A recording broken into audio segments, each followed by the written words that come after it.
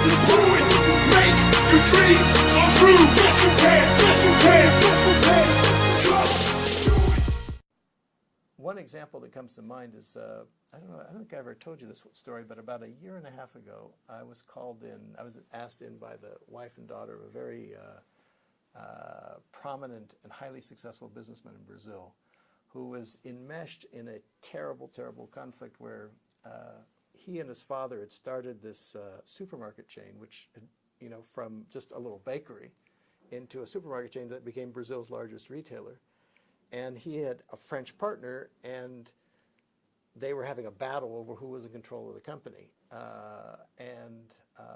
Because he had sold, he brought in the French partner and so on.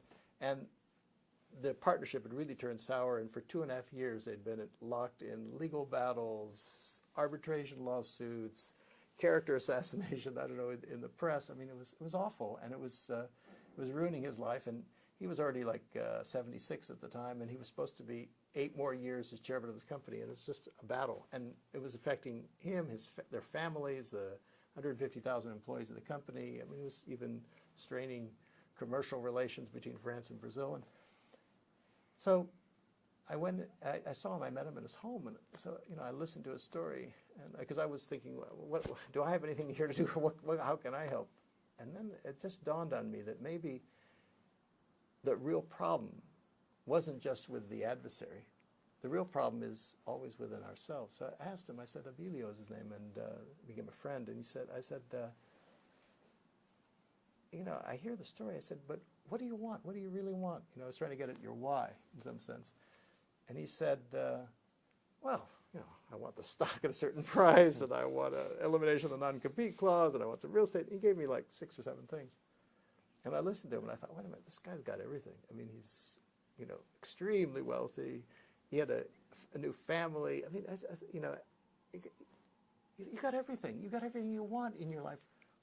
What do you really want? I mean, this is just money, but what do you really want? And I probed for a while, because he was kind of uncertain. Did he want to fight? Because he was kind of a fighting type too. And finally he said, you know what I want, Bill? I want freedom. I want my freedom. And that was his heart speaking. That was the human being speaking.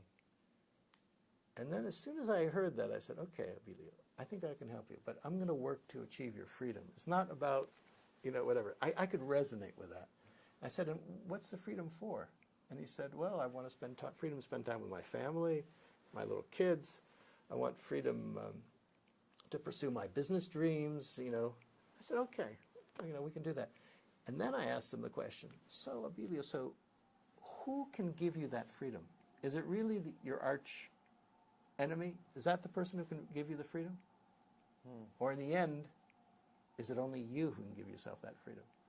And he kind of got it, in other words, he realized he could give himself that freedom. And in fact, he was doing that. He became, so even though while that conflict was going on, he moved his office outside of that company headquarters so he could have his own independent, pursue his own deals, became the chairman of another company. He went on a nice vacation with his family.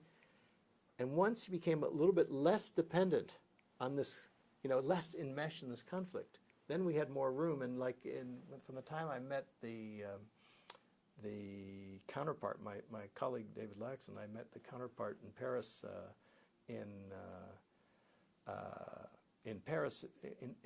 we met him on a Monday. By Friday, we had both men in a law office. Amazing. Signing an agreement, making a press conference. Amazing. And the thing is, they were treating each other, it was based on 2 principles, freedom and dignity. And they were both, and the thing is, it wasn't just a kind of a split difference, compromise, kind of like this. They both were really highly satisfied. And Abilio said, you know what, the most important thing is I got my life back. Amazing. I got my freedom.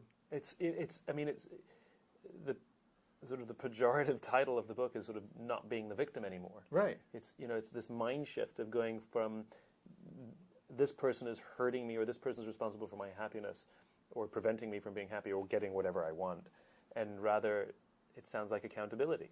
That's it. That's it. That's hard. That is hard. It's so much easier to just blame somebody. It is easy. It's easy to blame. But the thing is maybe psychologically a little more satisfying to blame the other person.